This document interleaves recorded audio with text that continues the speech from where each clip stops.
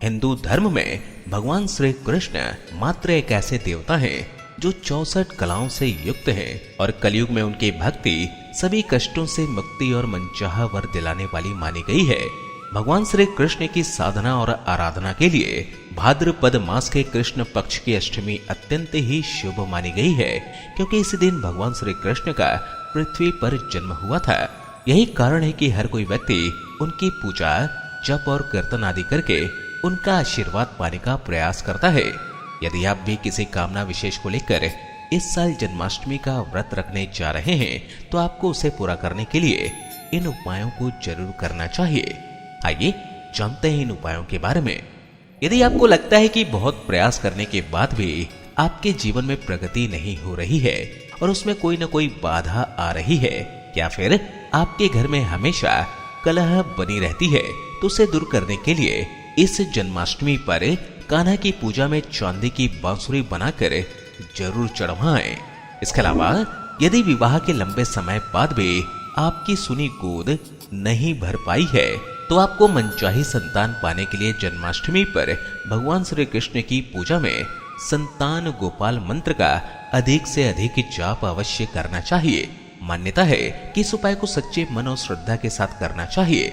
इसके अलावा यदि आपके जीवन से जुड़ी कोई भी बाधा या फिर कोई शत्रु आपकी परेशानी का कारण बन रहा है तो आप उससे बचने के लिए इस साल जन्माष्टमी के पर्व पर क्लीं कृष्णाय वासुदेवाय हरि परमात्मे प्रणत कलेश नाशाय गोविंदे नमो नमः का जप अधिक से अधिक करें। इसके अलावा यदि आप चाहते हैं कि आपके द्वारा की गई भगवान श्री कृष्ण की साधना सफल हो तो आप उनकी पूजा में जपे जाने वाले किसी भी मंत्र का जाप तुलसी, पीले चंदन अथवा वैजयंती की माला से जपें। इसके अलावा यदि आप आर्थिक परेशानियों से घिरे हुए हैं तो इस साल जन्माष्टमी पर कान्हा का केसर मिश्रित दूध से अभिषेक करें। मान्यता है कि इस उपाय को करने पर धन की देवी का आशीर्वाद प्राप्त होता है। इसके अलावा जन्माष्टमी के पावन पर्व पर भगवान श्री कृष्ण के साथ धन की देवी मां लक्ष्मी की कृपा पाने के लिए इस दिन केले का पौधा लगाएं और उसकी प्रतिदिन पूजा एवं सेवा करें। इसके अलावा किसी भी देवी या देवता की पूजा में प्रसाद का बहुत महत्व होता है। ऐसे में जन्माष्टमी के पावन पर्व पर भगवान श्री कृष्ण से मनचाहा वरदान पाने के लिए लड्डू गोपाल की पूजा में उनका मनपसंद भोग यानी माखन मिश्री जरूर चढ़ाएं। इसके अलावा हिंदू धर्म में भगवान श्री कृष्ण को पीताम्बर धारी भी कहा गया है, जिसका अर्थ पीले रंग के कपड़े पहनने वाला होता है। ऐसे में जन्माष्टमी की पूजा का पूर्ण फल पाने के लिए इस दिन पीले रंग के वस्त्र धारण करें और कान्हा को पीले फल, पीले फूल, पीली मिठाई चढ़ाएं।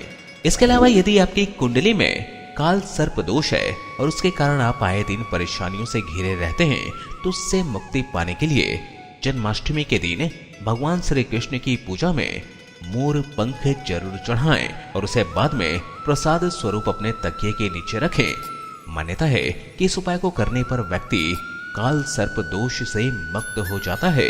इसके अलावा यदि आपके विवाह में किसी कारणवश विलंब हो रहा है या फिर बात बनकर भी बिगड़ जा रही है तो आपको मनचाहा जीवन साथी पाने और शीघ्र विवाह की कामना को पूरा करने के लिए ओम क्लीं कृष्णाय वासुदेवाय हरि परमात्मे प्रणत कलेश नाशाय गोविंदाय नमो नमः क्लीं कृष्णाय गोविंदाय गोपीजन वल्लभाय स्वाहा मंत्र का जाप करें।